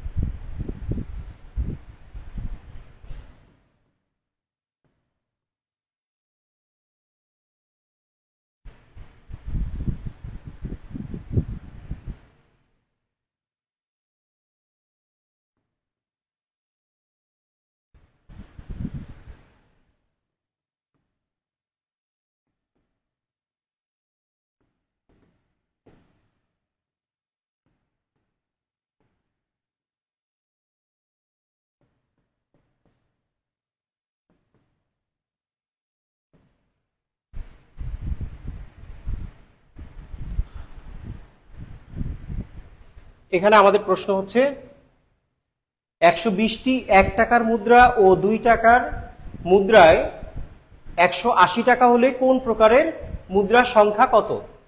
অর্থাৎ 1 টাকার মুদ্রা এবং 2 টাকার মুদ্রা মিলে 120টি মুদ্রা, 120টি মুদ্রা রয়েছে টোটাল। 1 টাকার মুদ্রা এবং 2 টাকার মুদ্রা মিলে টোটাল হচ্ছে 120টি মুদ্রা, আর টাকা হচ্ছে 180। কোন প্রকারের মুদ্রার সংখ্যা কত? যেহেতু আমরা জানি না যে 1 টাকার মুদ্রা কয়টি, আমরা যদি 1 টাকার মুদ্রাকে যদি এক্স ধরে নেই, এক্সটি 1 টাকার মুদ্রা ধরে নিলাম, 1 টাকার হচ্ছে এক্সটি ধরে নিলাম, তাহলে 2 টাকার মুদ্রা, 2 টাকার মুদ্রা হবে আমাদের, যেহেতু আমাদের টোটাল মুদ্রা হচ্ছে 120, তাহলে 120 থেকে এখান থেকে আমরা 1 টাকার মুদ্রাগুলি যদি বাদ দিয়ে দিই, 1 টাকার মুদ্রা আমরা ধরে নিছি এক্সটি, যদি আমরা 1 টাকার মুদ্রাগুলি বাদ দিয়ে দিই তাহলে 2 টাকার মুদ্রা পেয়ে যাব। 2 টাকার মুদ্রা হচ্ছে আমাদের 120 মাইনাস এক্স। তাহলে 1 টাকার মুদ্রা যদি আমরা এক্স ধরি তাহলে 2 টাকার মুদ্রা হবে 120 মাইনাস এক্স। তাহলে আমরা 1 টাকার মুদ্রা এবং 2 টাকার মুদ্রা কয়টা সেটা ধরে নিলাম। প্রশ্ন মতে আসি আমরা। তো 1 টাকার মুদ্রা হচ্ছে এক্সটি, তাহলে এক্স এর সাথে আমরা 1 গুণ করব। যদি আমাদের 1 টাকার মুদ্রা যদি আমাদের 5টা হয় তাহলে 5 টাকা হবে। 1 ইন্টু 5 ইকুয়াল টু 5। তাহলে 1 টাকার মুদ্রা এখানে এক্স ইন্টু 1, যদিও লেখার দরকার নাই, আমি লিখছি বোঝানোর জন্য, এখানে লেখা হয়েছে বোঝার জন্য। আর 120 মাইনাস এক্স, এটাকে আমরা 2 দ্বারা গুণ করব, কারণ 2 টাকার মুদ্রা, 2 টাকার মুদ্রা যদি 5টা যদি 2 টাকার মুদ্রা হয় তাহলে 5 দুগুণে 10 টাকা হবে। যেহেতু আমার এখানে 2 টাকার মুদ্রা হচ্ছে 120 মাইনাস এক্স, তাহলে এইটাকে আমি কি করব, 2 দ্বারা গুণ করব। এই জন্য আমি 120 মাইনাস এক্স কে 2 দ্বারা গুণ করছি। টোটাল আমার টাকা হবে কত, 180।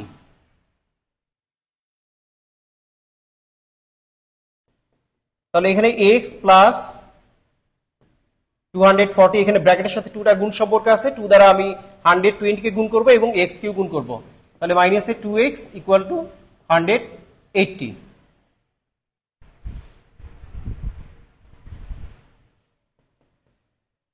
তো 2x থেকে যদি x চলে যায় তাহলে মাইনাসের এখানে x থাকবে ইকুয়াল টু 180। আমি যদি 240 কে ওই পাশে নিয়ে যাই তাহলে কত হয়,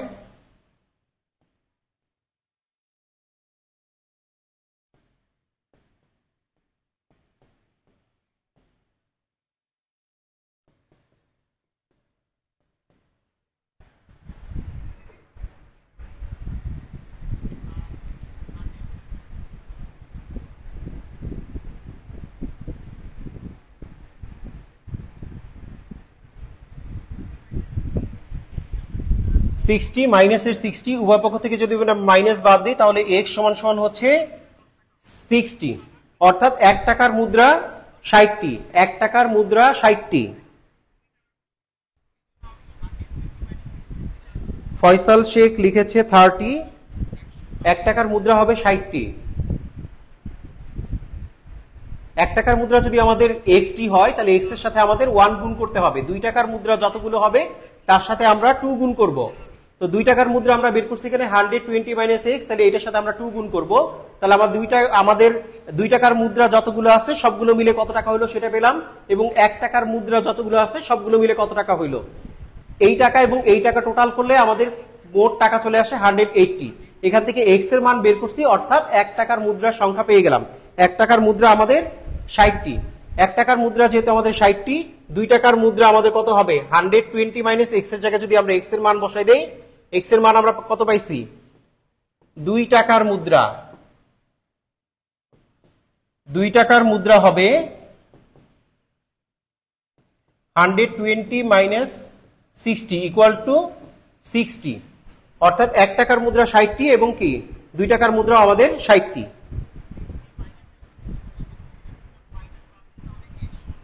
পূজন মজুমদার সঠিক উত্তর।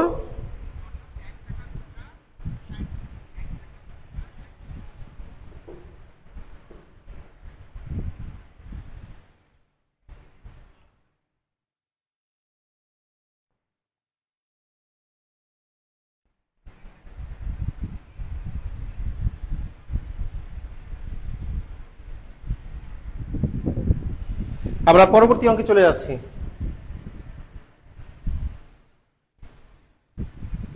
দুইটি ক্রমিক স্বাভাবিক সংখ্যার অন্তর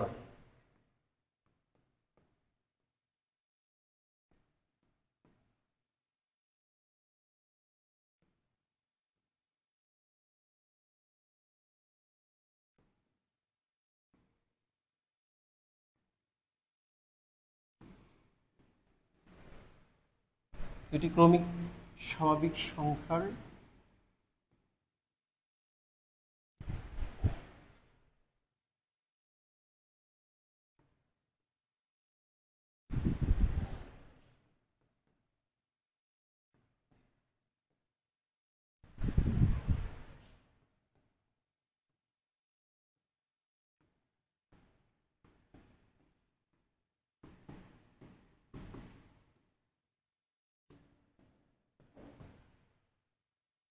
দুটি ক্রমিক স্বাভাবিক সংখ্যার বর্গের অন্তর 151 হলে সংখ্যা দুটি নির্ণয় করো। অন্তর মানে হচ্ছে ব্যবধান বা পার্থক্য, অন্তর হচ্ছে ব্যবধান বা পার্থক্য দুটি ক্রমিক সংখ্যা অর্থাৎ পরপর দুটি সংখ্যা। আমরা যদি 5 বলি 5 এর পরবর্তী সংখ্যা হচ্ছে 6, 6 যদি বলি 6 এর পরবর্তী সংখ্যা হচ্ছে 7, এরকম ভাবে পরপর সংখ্যাগুলিকে আমরা ক্রমিক সংখ্যা বলে থাকি। তো দুটি ক্রমিক স্বাভাবিক সংখ্যার বর্গের অন্তর হচ্ছে 151 হলে সংখ্যা দুটি নির্ণয় করো। আমরা প্রথম সংখ্যাটিকে যদি আমরা x ধরে নেই তাহলে আমাদের পরবর্তী সংখ্যাটা হবে x প্লাস 1। আমরা যদি প্রথম সংখ্যাটা যদি 10 ধরে নেই তাহলে পরবর্তী সংখ্যাটা কি 11, অর্থাৎ 10 এর সাথে যদি 1 আমরা প্লাস করি তাহলে পরবর্তী সংখ্যা পাই। তাহলে আমরা যদি এখানে প্রথম ক্রমিক সংখ্যাটা যদি আমরা x ধরে নিই তাহলে পরবর্তী সংখ্যাটা হবে আমার x প্লাস 1। যেহেতু প্রশ্নে বলা আছে দুটি ক্রমিক স্বাভাবিক সংখ্যার বর্গের অন্তর, তাহলে আমি কি করব, এখানে এই সংখ্যাটা ছোট এই সংখ্যাটা বড়, অর্থাৎ x এর সাথে যখন সংখ্যা যোগ হবে 1 প্লাস 1 এরকম ভাবে যত যোগ হইতে থাকবে সংখ্যাগুলি তত বড় হবে। তাহলে এই দুইটা সংখ্যার মধ্যে এই একটা সংখ্যা এবং এই একটা সংখ্যা, এই দুইটা সংখ্যার মধ্যে এই সংখ্যাটা বড় এবং এই সংখ্যাটা ছোট। তাহলে আমি বড়টার বর্গ থেকে ছোটটার বর্গ মাইনাস করব, 151। এটা আমাদের কোন সূত্রে পড়ছে, a প্লাস b হোল স্কয়ারের সূত্র। a square plus 2ab plus b square minus x square equal to 151। এখানে x স্কয়ার প্লাস এর x square minus A 2x plus 1 equal to 151। 1 ওই পাশে চলে গেলে মাইনাস হয়ে যাবে 151 মাইনাস 1, 2x ইকুয়াল টু 150। 150 কে আমরা 2 আর x এর মধ্যে গুণ সম্পর্ক আছে, 150 কে আমরা 2 দ্বারা ডিভাইড করব, তাহলে x সমান সমান কত হবে 75। x সমান সমান 75। তাহলে আমরা প্রথম ক্রমিক সংখ্যাটি পেয়ে গেছি। এখানে আমরা প্রথম ক্রমিক সংখ্যাটাকে x ধরে নিয়েছিলাম, পরবর্তী ক্রমিক সংখ্যা হচ্ছে আমার x প্লাস 1। তাহলে প্রথমটা যদি আমার 75 হয় পরবর্তী সংখ্যাটা হচ্ছে আমার 76। 75 76, নবীন রয় মৃণাল 75 76।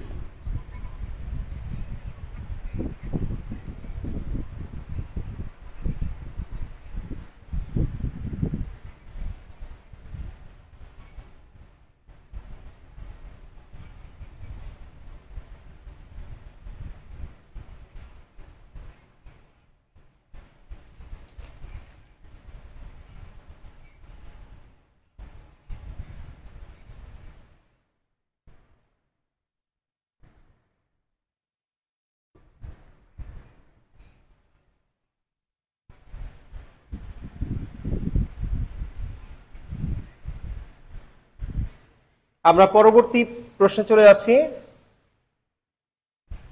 আমাদের পরবর্তী প্রশ্ন হচ্ছে একটি বইয়ের মূল্য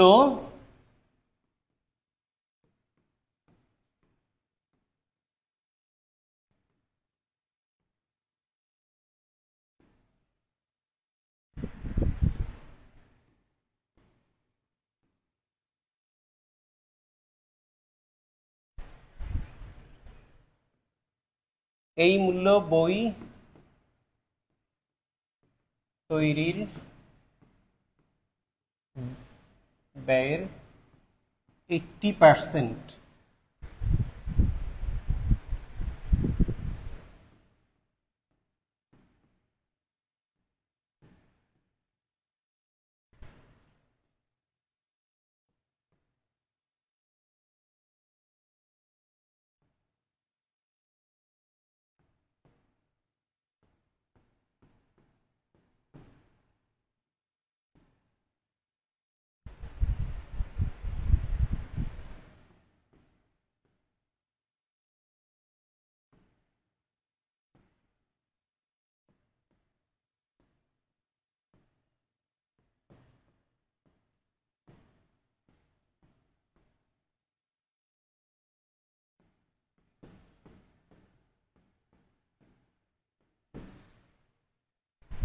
একটি বইয়ের মূল্য 24 টাকা, এই মূল্য বই তৈরির ব্যয়ের 80%, বাকি মূল্য সরকার ভর্তুকি দিয়ে থাকেন। সরকার প্রতি বইয়ে কত টাকা ভর্তুকি দেন? অর্থাৎ একটা বইয়ের মূল্য হচ্ছে 24 টাকা, 24 টাকা। এই মূল্য বই তৈরির ব্যয়, একটা বই তৈরি করতে যে ব্যয় হয় তার 80% হচ্ছে 24 টাকা। বাকি মূল্য সরকার ভর্তুকি দিয়ে থাকেন। সরকার প্রতি বইয়ে কত টাকা ভর্তুকি দেন? আমরা যদি বই তৈরির ব্যয়কে এক্স ধরে নেই, একটি বইয়ের মূল্য 24 টাকা, এই 24 হচ্ছে বই তৈরির ব্যয়ের কত টাকা? বই তৈরির ব্যয়ের 80%, অর্থাৎ এই 24 হচ্ছে ব্যয়ের 80% টাকা হচ্ছে 24। তাহলে আমি যদি বই তৈরির ব্যয়কে এক্স ধরে নেই,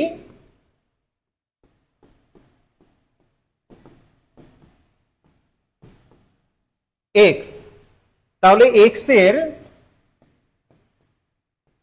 80% হচ্ছে আমার 24 টাকা। বই তৈরির ব্যয় আমি জানি না, বই তৈরির ব্যয় যদি আমার এক্স হয় তাহলে এক্স এর 80% হচ্ছে আমার 24 টাকা। এখানে একটা বইয়ের মূল্য দেয়া আছে 24, এই 24 হচ্ছে বই তৈরির ব্যয়ের 80%, অর্থাৎ একটা বইয়ের তৈরি করতে যে ব্যয় হচ্ছে সেই ব্যয়ের 80% হচ্ছে আমার 24। তাহলে বই তৈরির ব্যয়কে যদি আমি এক্স টাকা ধরে নেই, এই যে এক্স টাকা আমি ধরে নিচ্ছি এখানে, যদি আমি এক্স টাকা ধরে নেই তাহলে এক্স এর 80% হবে আমার 24 টাকা। তাহলে এক্স এর 20 দিয়ে যদি আমি ডিভাইড করি তাহলে 4 ডিভাইড বাই 5, তাহলে এক্স এর 4/5 ইকুয়াল টু হচ্ছে 24। এক্স আর 4 যদি আমরা গুণ করি তাহলে 4x divided by 5 equal to 24। যদি আমরা আর গুণ করি তাহলে 24 এর নিচে 1 আছে, 1 আর 4x যদি আমরা গুণ করি তাহলে 4x, আর 5 আর 24 যদি আমরা গুণ করি তাহলে 120। 4 আর x এর মধ্যে গুণ সম্পর্ক, 4টাকে আমরা ডান পাশে নিয়ে গেলাম, 120 কে আমরা 4 দ্বারা ডিভাইড করব। 4 দ্বারা যদি ডিভাইড করি তাহলে x সমান সমান হচ্ছে 30। অর্থাৎ বই তৈরির ব্যয় হচ্ছে আমাদের কত? 30 টাকা। বই তৈরির ব্যয় আমরা পেয়ে গেলাম কত টাকা? 30 টাকা হচ্ছে আমাদের বই তৈরির ব্যয়। তো বই তৈরির ব্যয় যদি আমাদের 30 টাকা হয়, আমাদের প্রশ্নে দেয়া ছিল একটি বইয়ের মূল্য 24 টাকা। তাহলে এই বই তৈরির ব্যয় থেকে আমরা তৈরির ব্যয় থেকে 30 থেকে 24 আমরা মাইনাস করে দিব। যদি মাইনাস করে দিই তাহলে 6 টাকা। এই 6 টাকা হচ্ছে প্রতি বইয়ে সরকার ভর্তুকি দিয়ে থাকে।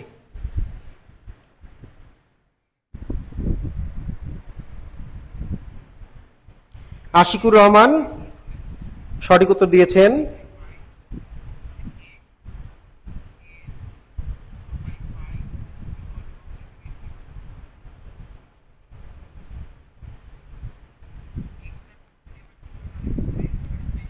পূজন মজুমদার সঠিক উত্তর দিয়েছেন।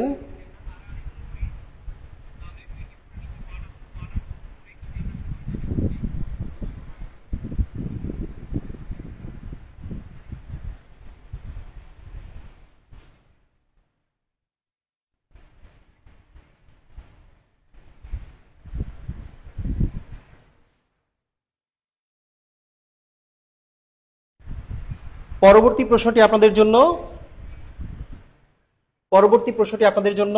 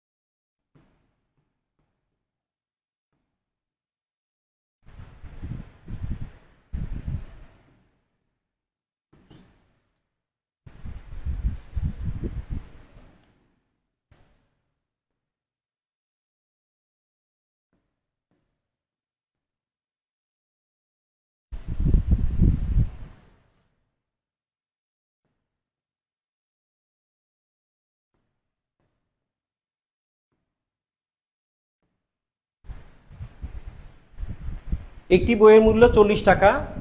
এই মূল্য লিখিত মূল্যের 80%। বইটির লিখিত মূল্য কত?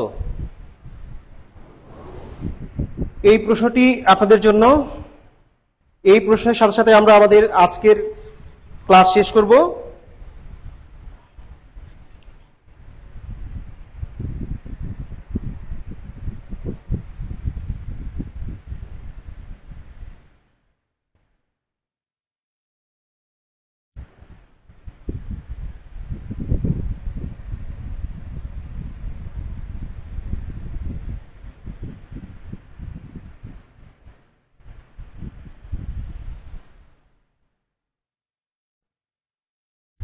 এই প্রশ্নটি আপনারা সলভ করার চেষ্টা করবেন।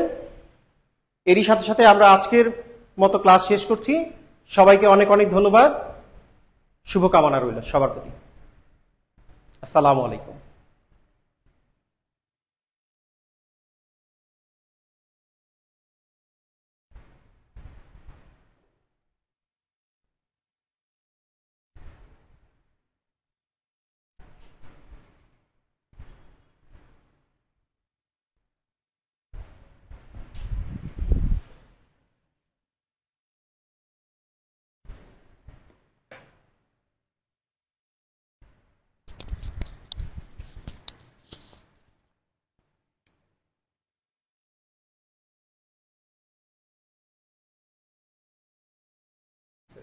ফেসবুক এটা লাইভ চলতেছে।